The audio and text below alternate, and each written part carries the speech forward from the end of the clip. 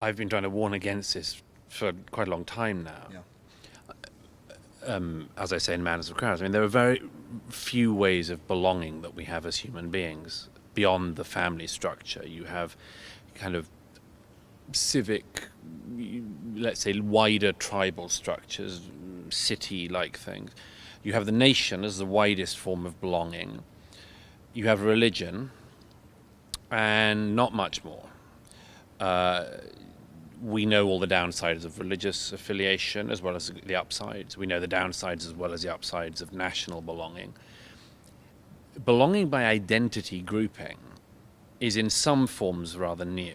So belonging by LGBTQI plus, I mean, obviously, as I always say, more letters in the alphabet than the alphabet now. If you belong by that, that's kind of new. No one's really tried that before. I think it's a terrible way of trying to belong.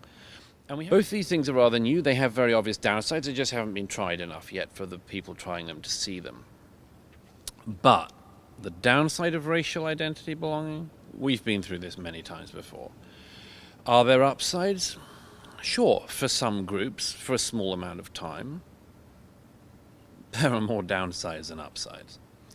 So this country at the moment, America, is in this extraordinary position where as long as you're black, or from any non-white grouping, you can hector, tell people off, assert superiority, and assert grievance, some legitimate, some not. And you can behave like a bully, and the white people take it. I just think that they're not going to forever. I don't see why they would. I don't think most white people, any more than most black people, want to be told that they're scum and worthless. That they have no history or their history is all evil. I don't think it's going to work. I don't want to see a white lash, a white backlash. Don't want to see anything like it. That's why I just urge people and try to explain to people the downsides of playing these games. But America's really far along this path, as you know. I mean, it's really far along this path. There are a lot of very prominent, basically ethnic minority sadists in this country willing to assert themselves and push themselves in ways which I think are reprehensible, which smart and decent people from their own communities totally reject. And there are, a certain number of white masochists in this country, particularly for some reason in the north of the country, who are willing to do the weird cleansing ceremonies, they're told, the sort of thank you for correcting us stuff. But I think they're a minority. I think the Democrats have tried to speak to them, and again, in this election, it's not worked that well.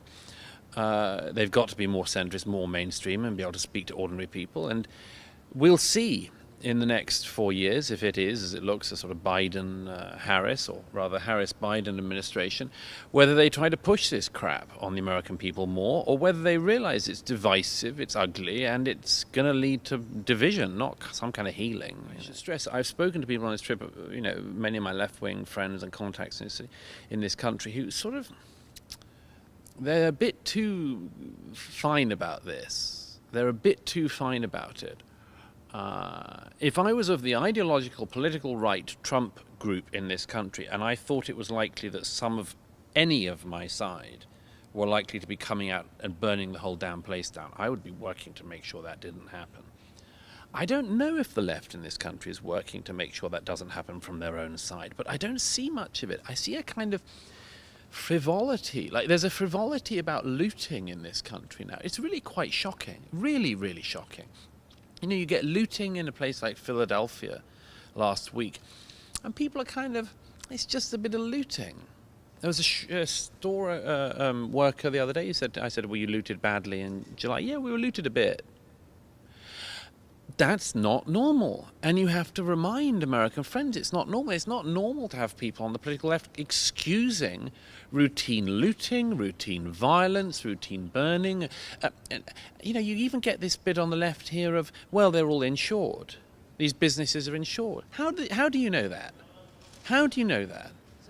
There's a very uncomfortable frivolity on the left here with political violence or violence in the name of politics. One of the people we spoke to at that protest, I raised the issue of the boarded up shops with her, and what she said I actually found quite striking. She said that the destruction of property was not violence. She didn't define it as that, and she actually said that the definition of violence was the state failing to provide support and taking care of the citizenry during things like the coronavirus pandemic. That is a version, isn't it, of the silence is violence, but violence isn't violence. Yeah. You know, there's this whole set of just nightmarish stupidities that have been embedded and have been imbibed by very large portions of the public here.